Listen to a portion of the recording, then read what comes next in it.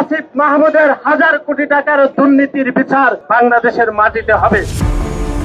আসিফ মাহমুদের হাজার কোটি টাকার দুর্নীতির বিচার এই বাংলার মাটিতে হবে বলে ঘোষণা দিয়েছেন ছাত্রদলের সাধারণ সম্পাদক নাসির উদ্দিন নাসির। তিনি বলেন, বাংলাদেশের উদ্যোগের মাধ্যমে আসিফ মাহমুদের এই দুর্নীতির বিচার বাংলার মাটিতে হবে, যিনি ছাত্র প্রতিনিধির উপদেষ্টা হয়ে হাজার কোটি টাকা দুর্নীতি করেছেন। নাসির উদ্দিন নাসির এমন মন্তব্যের পর বিভিন্ন মহলে প্রশ্ন উঠেছে, হঠাৎ করে আসিফ মাহমুদকে নিয়ে কেন এমন মন্তব্য করেছেন নাসির? জুলাই আগস্টে আপনি ভূমিকা রেখেছেন, এটি যেরকম সত্য, জুলাই আগস্ট পরবর্তী সময়ে প্রতিষ্ঠা হয়ে হাজার হাজার কোটি টাকা দুর্নীতি করেছেন, এটাও বাংলাদেশের মানুষ জানে।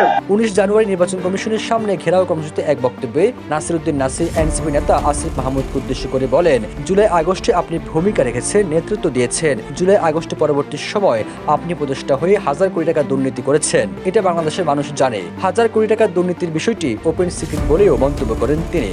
আসিফ মাহমুদের হাজার হাজার কোটি টাকার দুর্নীতি বিষয় বাংলাদেশে একটি ওপেন সিক্রেট। এসব নির্বাচন কমিশনকে প্রশ্ন করে নাসির উদ্দিন নাসির আরো বলেন, আমরা যে নতুন বাংলাদেশ স্বপ্ন দেখছি, সেখানে কখনোই জামাত শিবিরকে ক্ষমতায় আনার জন্য পোস্টাল ব্যালটের মাধ্যমে যে চেষ্টা, তা আমরা মেনে নেব না। জামাতের নামে কেন এই পোস্টাল ব্যালট পেপার, তার কোনো সদুত্তর দিতে পারেনি নির্বাচন কমিশন। কিভাবে জামাতে ইসলাম এবং শিবিরের বাড়িতে পোস্টাল ব্যালট গিয়েছে সে বিষয়ে নির্বাচন কমিশন কোন সদুত্তর আমাদেরকে দিতে পারেনি। নাসির উদ্দিন নাসির আরো বলেন, আগামী 12 ফেব্রুয়ারি যে নির্বাচন হওয়ার কথা রয়েছে, দুটি দল ইতিমধ্যে ষড়যন্ত্রে লিপ্ত হয়েছে। জুলাই আগস্ট নেতৃত্ব দানকারী সম্মুখসারির যোদ্ধা, যিনি ছাত্র প্রতিনিধির উপদেষ্টা হয়ে হাজার কোটি টাকা দুর্নীতি করেছেন। 3টি দাবিতে নির্বাচন কমিশন ভবনের সামনে দ্বিতীয় দিনের মতো অবস্থান নিয়েছে ছাত্রদল। সবুজ আলম, নিউজ ডেস্ক, ইত্তেফাক।